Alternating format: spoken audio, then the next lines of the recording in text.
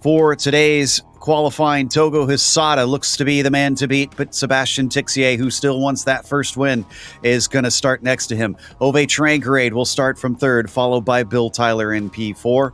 You've got Martin Granberg in fifth, John Olsen in sixth, with Laust Olsen, no relation, in seventh. Fabian Donna starts P8. You've got Gary Quellen ninth and Jorge Nieva rounding out your top 10. Miro Razki lines up alongside Richard Yalland, a driver that we've not actually seen for most of the season here in P12. Marco Antonio Lopez Salgado, he's lining up 13th. A little bit behind his rival for that F2 Championship, Jorge Nieva. Robert Plumley, a driver we've seen get some good results, he's lining up in 14th with Michael Grissinger and Gary Ho in 15th and 16th. Matthew Maudsley, that second place driver in the F2 Championship, he's lined up in 17th. Rolly Wallbank, inside the top 20 here, P18 today with Randy Ho and Glenn Becker rounding out the top 20. Don Peak starts 21st. That's a good qualifying for him as Cam Porter starts from 22nd. Then it's Andre Bruno, P23. Paul Ferrer starts 24th with Eugenio Massa on the inside of the next row. Timothy Porter will be 26th. Andrew Ang starts 27th. And Alvaro Cortinez 28th. Last one to set a time was Gary Anderson. Vascalampi, true to his word, didn't set a time. He'll start from 30th. It's Ben Summers, Lance Simon, and Robert Reynolds rounding out your 33-car field. Top three in the points are top three on the grid today as the engines now start to rev and the lights come up for round 11. And the green flag is out off the line. Togo Hisada a little bit slow compared to Tixier at first, but Tixier starts to get wheel spin in the second phase. Here comes Trangarade up his inside, trying to take it away as they go three wide behind them for fourth position. Everybody trying to give each other space through this wide turn that narrows up. So far, so good. Trangarade still in a fight for P2. Couple of big moves happening in the middle. I think Laust Olsen's gone off onto the grass. It was looking like a nice move, but it's just not worked out. He's got it gathered up, though. He's going to lose a couple spots, but he kept it down to just a few that he lost. And I see Rolly Wallbank falling backwards. Not sure what happened back there. Down into the hairpin for the first time. Top 10, mostly single file, but now we got three wide back there involving, I think, Laust Olsen. They're going to cycle down into a single file line as well, thankfully. And no incidents the first time through at that sharp turn 7. Yeah, the hairpin is a bit of a funnel, but it does appear that most drivers have got through there without incident. Right, as we now watch Hraski, it looks like, I think Tixier just got passed by Granberg. There has been an incident. Quellen is off. And that looks like Olsen. Yeah, Laust Olsen, I think maybe in a separate incident, spun it on his own, and he's going to have to retire as that engine is done for the day. So, as one of the drivers manages to get it going once again, we've got at least one other that finds his race prematurely ended. Quellen also just spinning up the rears and finding himself into the barrier. And the exact same incident there from Olsen. Just a little First bit lap too, to forget. Yeah, a little bit too slippery, I think, on those colder tires as they try to get them up to temperature and getting grip. And across the line, Hisada leads Trangarade. Granberg finds himself in third, but Tixier wants it back. You can see him actually diving to the inside here. Is he going to be able to peel that one away and get back onto the podium? It looks like that's a yes, but it's not done. Still a little side-by-side coming down to 3, but braking later. Now we've got Sebastian back on the podium. Yeah, and Tixier had obviously a pretty amazing qualifying. Oh, Richard Yalland has gone off on the exit of turn 1. He has also retired from the race. His engine is blown. But yeah, Tixier, he had a great qualifying, but the first lap was a little bit mediocre, to be honest.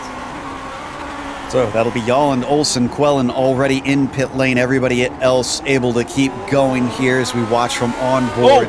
We've got an incident on the straightaway as well. Cam Porter and I believe 2 other cars. Somebody is flipping down the straight towards the hairpin. Yeah, and it looks like that's Cam Porter, and I'm trying to figure out who the other one was. Andre Bruno, car that was flipping. I think was Rolly Wallbank. We'll try and get a replay on that a little bit later, but they're all still quite close together. Oh, excuse me, we're on the replay here. Oh, a little bobble. Oh, and unfortunately, a slow car coming through Big Bend is not what you expect. And there you see what happens when at speed these things make contact, and it's not a minor incident. Huge incident there for Bruno and Rolly Wallbank. He was the driver that you see flipping back onto the track there. Not sure who that was in the orange and blue that made contact, but it was pretty solid contact, so doubt they got away from that one safely. Meanwhile, as we come back to our leader, Hisada about 1 second ahead of Trangarade, so he's looking hunky-dory up there, but Tixier not so much. Not only does he have Granberg behind him, but here comes Bill Tyler.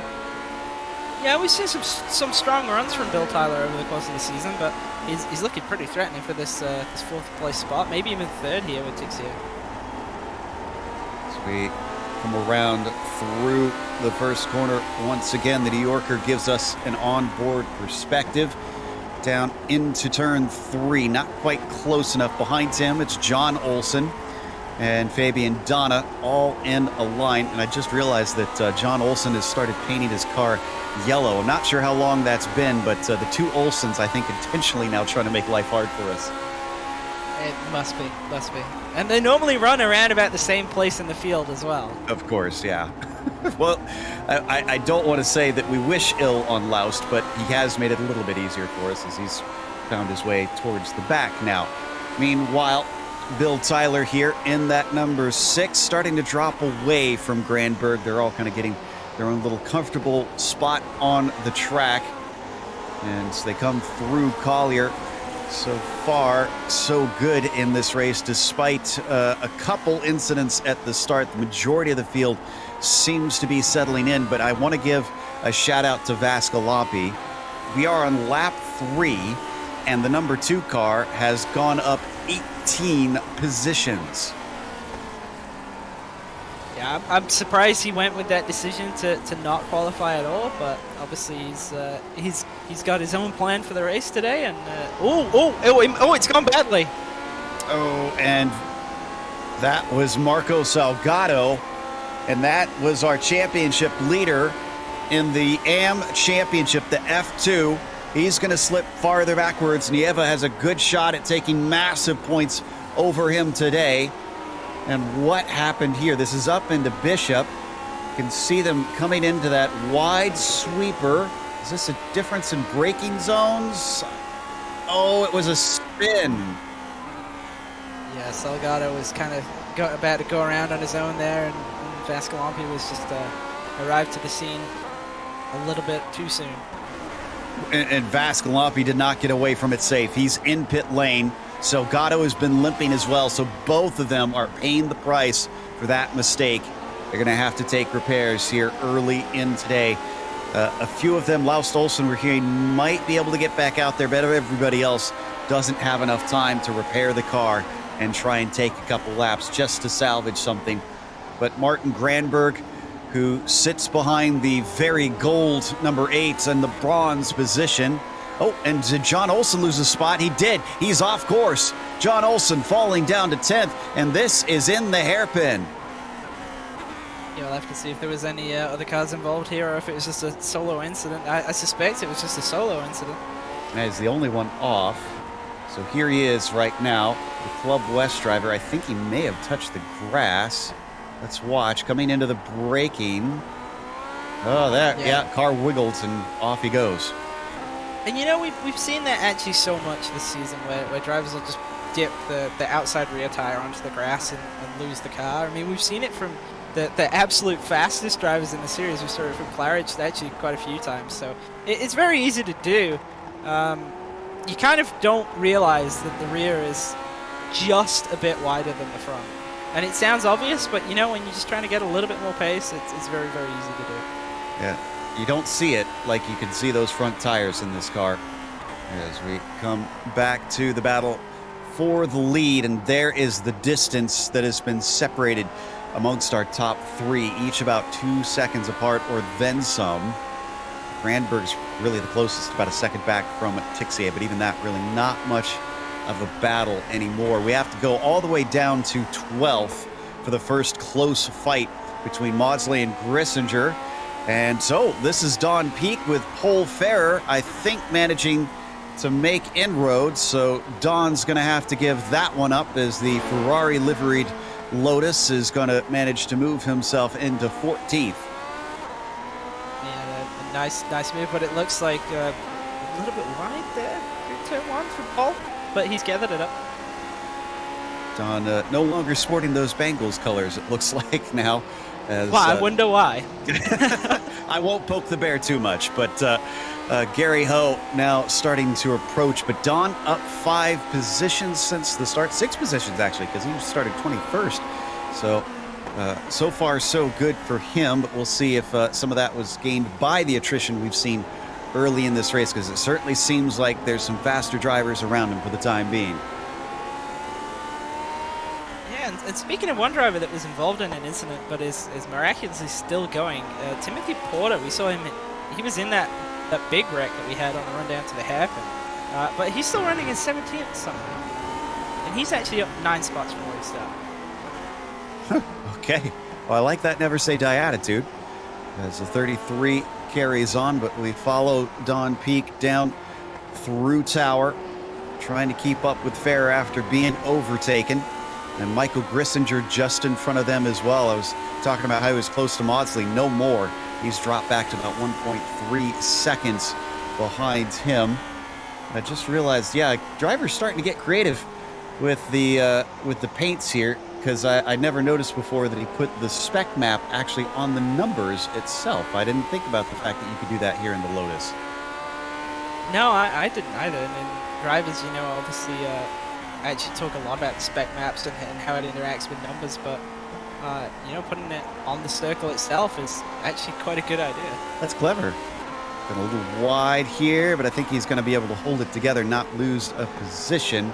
And yeah, that is fair game. Yes, it may have been a rule back in the day for the Lotus that it had to be the white with the black numbers, but they don't have that limitation here in the sim. Behind him, Pole Ferrer is now the one that went a little bit wide. And Don Peak as well. Everybody looking like they are slipping up everywhere. And that's going to make him vulnerable to Ho. Ho cannot quite get inside, but now he's much, much closer. Yeah, and I think that there's a couple of drivers behind Don here who are probably a little bit faster as he moves to the left to let Gary Ho by. I'm not too shocked there. Don tends to not want to try and complicate his races, so he's just going to let him by once he had the good run. So the 15 up into 15th now for Gary Ho.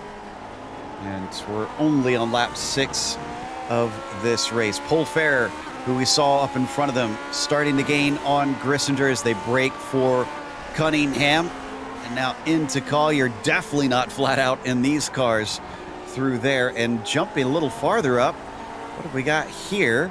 This is the battle between, I think, Nieva and Hraski. Yeah, Hraski's been running him down a little bit, and Nieva looks just a little bit unsettled right now. Okay, so Hraski also up 11 positions from where he started this race. So, excuse me, no, up 3 positions. Both Nieva and Hraski up 3 positions here, but started in 11th. Looking at the wrong number as they come down into Sunset Bend, looking to square it off. Both of them much tighter to the inside than we've seen some of the faster drivers. And that was almost going to be a better exit for Hraski, but couldn't quite get the grip still. He remains within about 2 car lengths. Coming into turn 1, close enough that he thinks he's got a chance at it. He's going to try to get the inside. He's given space by Nieva, but it won't give him the position. Yeah, I'm surprised that he was left spaced, if I'm honest, because he came from a mile away. I didn't think he was even going to get the card like slowed up for that, let alone get alongside. Yeah, great heads up by Jorge to make sure and leave that one open. Hraski still sticking with it, not giving up on this one. Coming down into the hairpin. And so let's see if he makes another send. I hope not. And no, he is going to just kind of stay behind this time between them, but he does get Nieva to go a little bit deep. Oh, but unfortunately he has to check up. It's just too narrow through that exit. Yeah, Nieves just he's looking like he's a little bit weak on corner exit, pretty much generally around the track. He's kind of driving into the corners a little bit too deep. As Razky does exactly the same thing right there. But yeah, good example actually. You see how much Razky loses on exit. Ooh, Randy. Nieves been having that same thing. Randy Huff had an off at Fangio. You talked about how that chicane is no longer flat out, and he had a wild ride in that number 31. So he's going to fall down to 12th. Let's take a look at the replay on this one.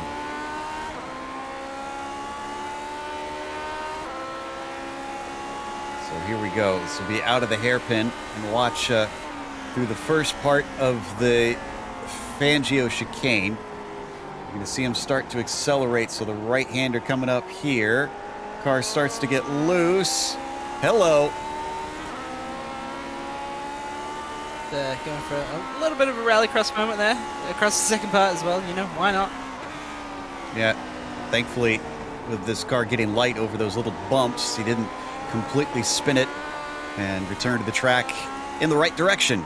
But in the meantime, that means that Michael Grissinger is now caught up to him to try and pry 12th place away as we come onto the front stretch. That's Grissinger just behind in the red machine, Randy Huff in the yellow and blue number 31. And actually, honestly, if he's number 31, he's sitting in 12th position. It's going to be a handy iRating haul for him. Yeah, it's looking quite good right now for him, and you know he's got just over half the race to go, so it's definitely not a done deal. But right now it's going quite well. And we were looking at that battle that we had with Rasky and Nieva. It looks like John Olsen, who's recovering from that spin that he had down at the hairpin, he's about to join that fight too. Doing a very good job of getting this back together. So, and Paul Ferrer now gives one up to Gary Ho as well, I think. Let's take a look at the replay. And through turn 3, once again, just off into the grass. He saw it coming, tried to catch the slide. Just caused him to be slow. 2 offs, actually. Wow, okay, that car is not handling well right now. Yeah, and it's very much a rhythm car, the 49, so, you know, when you have that first off, it's actually pretty easy to have a second, as this battle's really heating up now. Yeah, that's Rasky having to go at Nieva. Nieva dealing with the pressure, but this is going to be a great run, potentially. No, didn't look like the car wanted to grip up for the 12. Loses a bit of space. It's a long backstretch, but not long enough for the 49s, who have a lot of power, and they get down it quickly. He tries to duck to the inside. Not sure if that was attack or defense, as Olsen is also behind him, filling up the mirrors. Yeah, Olsen gained a lot on the entry to Sunset there. It looked like there's kind of a little bit of a defensive play at the front of this line, and it's really allowed Olsen to kind of get to the back of his pair. Each of them taking slightly different lines through turn 1 as we hop back on once again with Rasky. Not able to do anything down into turn 3. In fact, he goes very wide, 2 wheels into the dirt. He collects it up. Is he going to have 2 offs as well? Nope, that one was a lot better. But certainly looks like this track, which despite being very flat, is costing a lot of drivers corner exits that send them off into the grass. Yeah, and it's actually a really, really difficult track. You wouldn't really think it too much looking at, say, the track map itself in 2D, but there's obviously a lot of surface changes with the concrete pads and whatnot, and the surface itself is just ridiculously rough. It's a very, very demanding track. I actually wasn't a big fan of it for a long time, but recently I've kind of, I can appreciate it. I enjoy it. I'm glad you could appreciate it. I'm one of those, too, that doesn't really like it and has it for a long time. Driving, at least. Watching races, though, it puts on an incredible show. I think Timothy Porter just had an incident because I see him heading down through the timing and scoring. Yeah. He's taken the old layout for the hairpin. Whoop. And slow-mo off. Wow, kept it out of the barriers, though. And he's grateful for that old layout as he uses that paved runoff, thankfully. Yeah, we were talking about that before the race, at that the new hairpin, quote unquote new after 19, I think 91 it was added, had been nicknamed the safety pin for the first few years by drivers. And there's a good example as why. You know, he had a mistake and he was able to woe it up and take the old layout, and you know, it almost looked like he did it intentionally for the second part. Yeah, I think so. Toga Hisada 5 seconds ahead. I think this will be win number 4 to his name. I'll have to double check to see what his stats are this season. Real quick, can we look at Timothy Porter's car again? Because I just realized, is that a Netscape logo? Yep, I was thinking the same thing. I was like, is that a Netscape logo? Yes it is. Is Netscape still a thing even? Or is that... I don't know. I don't know. Someone please let us know. I was in middle school when I last remember using that. So, yeah, this was like mid-90s. My goodness. Talk about a blast from the past. But credit for a clever little paint scheme there on this car. But so far, Hisada leading.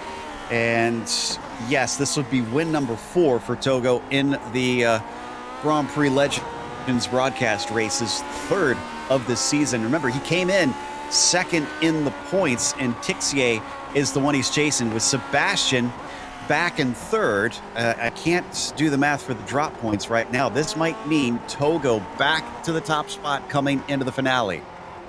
Yeah, and you know, throughout the season we've seen that Togo has been really fast. Obviously, raw pace-wise, has been one of the outright quickest drivers we've seen in the series. But you know, some of those early rounds, they just didn't really go that well, especially actually the opening laps. And I'm going to have to stop talking about this because we've got a real battle going on right now. I believe it's Gary Ho, Michael Grissinger, and Paul Frere are super close together coming up towards the end part of the lap. Indeed it is. Ho chasing Frere, but Huff there in the 31 is leading the train in 13th position. This is Tixier, you see on your screen, but down for that 13th spot. Ooh, Paul Ferrer's got a great run right now. If we can head over there on the Ullman straight, he's going to look to the inside, going to try and outbreak him in a sunset bend, but Randy finds himself much deeper on the binders. He's going to stay ahead, but for how long? Is it too deep? No, he handles it well. Still another bite of the apple for the number 20 here, Christian. Yeah, definitely going to have another opportunity down into turn 1. But you know, it's a 4-car fight right now. Oh, as Andrew Eng has gone around in Sunset now. And that was Gary Ho in the background going very shallow for some reason. And, Cortinez, is that through Le Mans? I think, yeah, so out of Le Mans, finds himself facing the wrong way. Thankfully, is able to get it rolling. But back to John Olsen here, chasing Miro Haraski. So he's got himself into 9th, but certainly was much higher up than this. Remember, he started in 6th. I think it was in 5th place at one point. Yeah, and this group of 3 is kind of been pretty close as well. Ooh. See, Haraski makes a mistake. Olsen's going to have an opportunity here, but difficult place to make a pass. Yeah, around the outside of Bishop. I was going to say, oh, and he actually goes into the grass there, discovers why we don't see too wide in the Lotus 49s through Bishop very often. So he's going to have to re-rack and try it somewhere else. In the meantime, as they come onto the Ullman straight, he's much tighter down to the apex. That gains him time. Does it gain him enough time is the question. Coming down Ullman, he's got a huge run. He might actually try this. He's going to look to the inside. He's going to try and outbreak him. He's given the inside. He's through. And does he have the job done? Haraski tries to cut back underneath, but nothing doing. Olsen into 8th place with a brilliant move. Yeah, and we see the pair of these drivers actually be very strong on the brakes. Is there going to be a fight back from Haraski? It doesn't look like there is into turn 1. Yeah, Olsen's on a tear right now. He's got the red mist down a little bit. He wants to try and make up whatever he can at this point to get close to the positions he lost, but it's going to be 3 more seconds up the road to Nieva from here. So a little bit harder to try and run that down with only 5 laps. He's going to have a massive pace advantage to do something with that one. And behind him, Haraski spinning up the rears, trying to keep up with the flying John Olsen for now. Yeah, and Nievo was actually part of this battle, so he's been able to escape whilst this pair has had their own little bit of a fight. But I think Nievo was actually pulling away anyway, because for a while he was under threat from Razki, and you know that's just kind of completely disappeared. To check the points on these F2s, and yeah, Nieva might get the lead back, but it's going to be tight. He's still got to overtake Maudsley as well in points. He's ahead of him on track by about 4 positions, it looks like. So he's still going to gain on him. It's just a question of how much, and I got to go check the points tally to try and figure that one out. But right now, Jorge is well positioned to gather a haul for himself and see if he can get back on top into the finale for that F2 championship. Did Paul Farah just lose another one? I think Gary Ho just went by. Did. Yeah. This is another slip up from Paul in the 20. So as we take a look at that into Cunningham.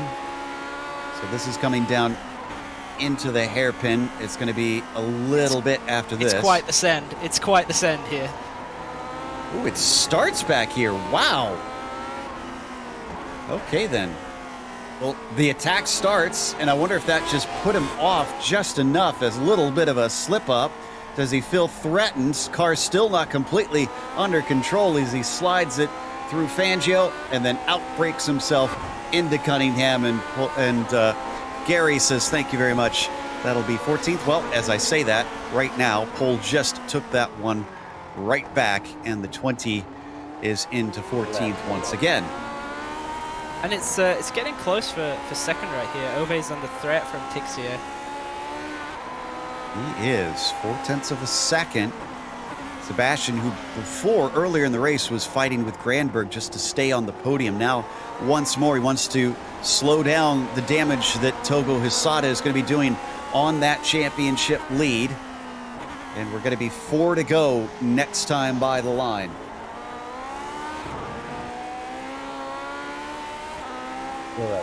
So, flying down through Bishop once again. What if we could look at a lap comparison here between the 8 and the 7? Oh, a little bit hot into the corner there for Trangarade. It might be a moot point. He's going to stick it in, coming down at Le Mans, and he is going to be through. It is a moot point as Sebastian Tixier, a decisive move. As soon as that door opened up, Christian, he was there. Yeah, he wasn't waiting around at all. I thought he would wait for the attack in the sunset with Ove getting a kind of a little bit of a poor exit, but no, he didn't even need to wait. He just went for it right away at Le Mans. Looks like Gary Hill may have had a problem in the meantime, but we got to stick with this just in case. We got to fight back coming down the main straight. No, a poor exit by Ove. Trangarade and Sebastian is up into P2.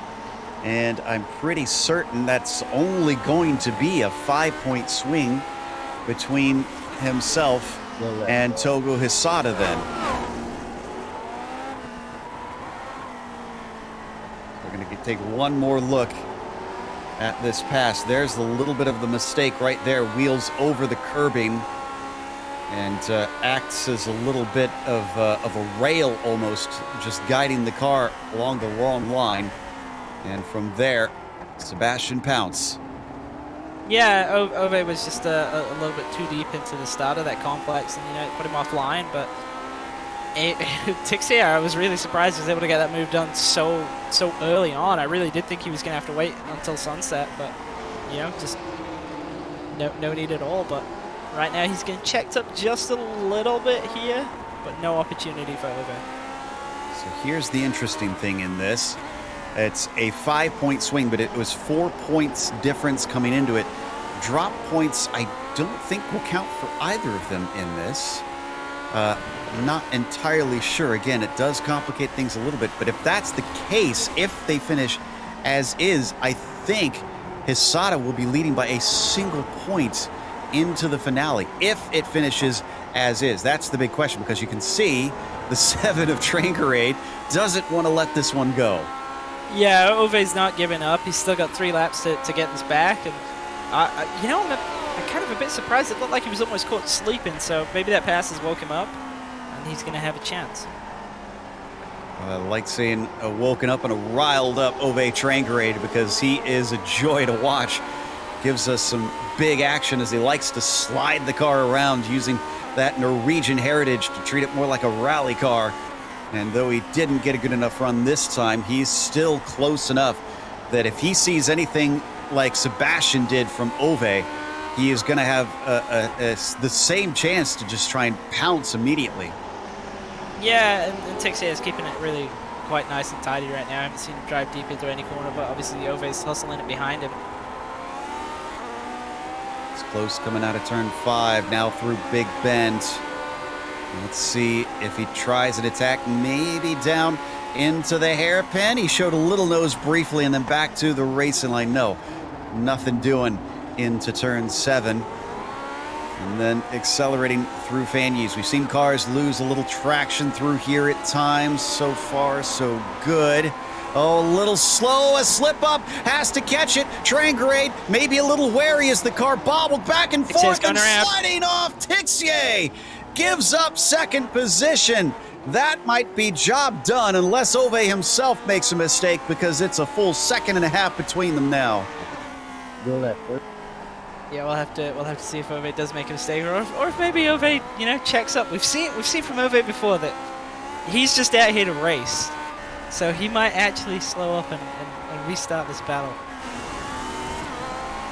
I wondered with how difficult it is through Fangio if they were going to be pushing at the maximum here. Yeah, and the car just starts to feel the rear go around. Great catch though.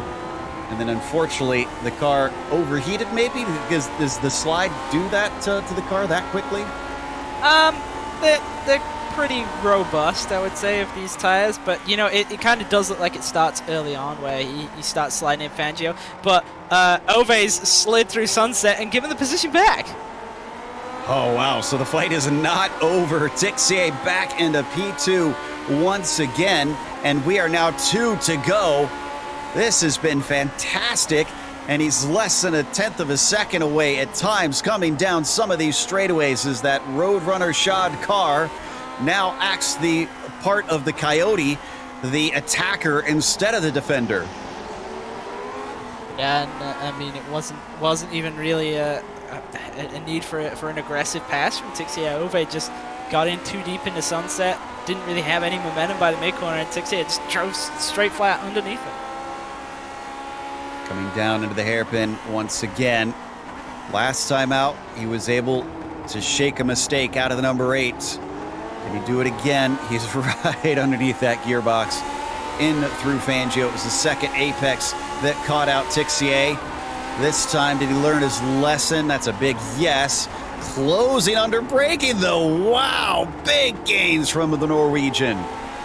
Yeah, Ove's taking a different line through Fangio, and it's setting him up a bit straighter. Oh, Hisada's actually gone off. He's back on. He had enough of a gap. It looks like he's okay.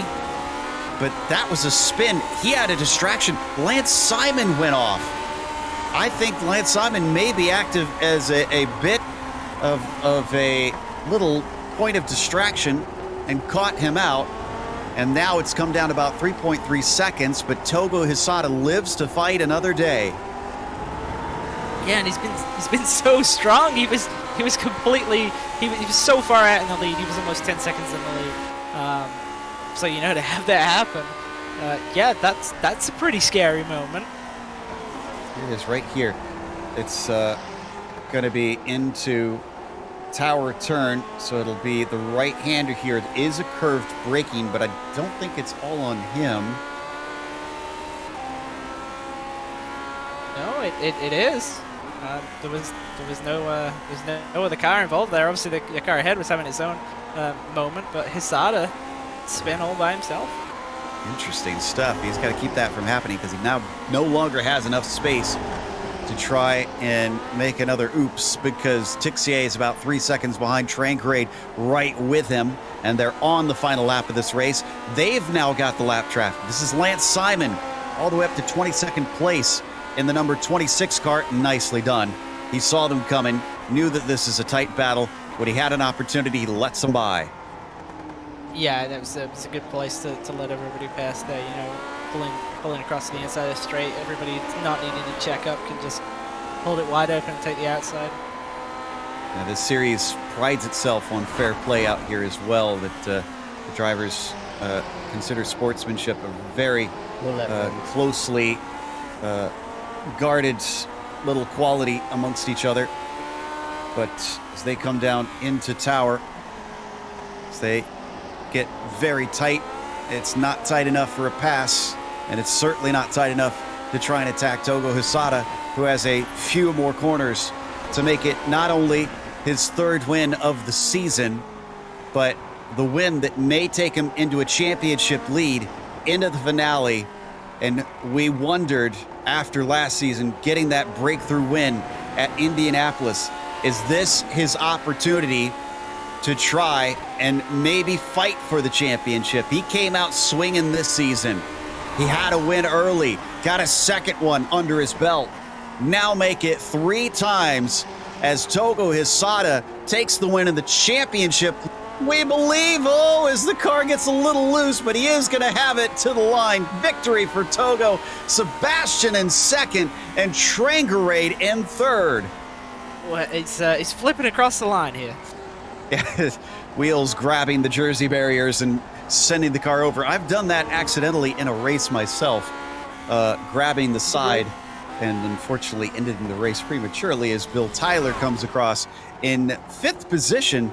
Nicely done there. Olsen winding up 8th after his off a little bit earlier. Pol Fair and Don Peak have been in a very close fight. Pol just overtook Don late in the race. Last lap, Gary Ho. Gone deep, though. The battle's still on.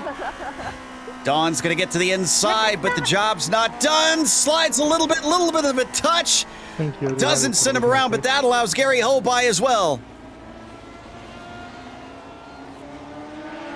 Down the back stretch, could Gary get one more spot? Pol Fair gonna defend. He breaks very early, round the outside, almost gets into the side of him. It's gonna be a battle through the final corner, but Pol Fair looks like he's gonna come out ahead. He'll take 14th as Ho settles for 15th, and Don Peak trundles across in P16. Last of our 21 drivers on the lead lap coming through.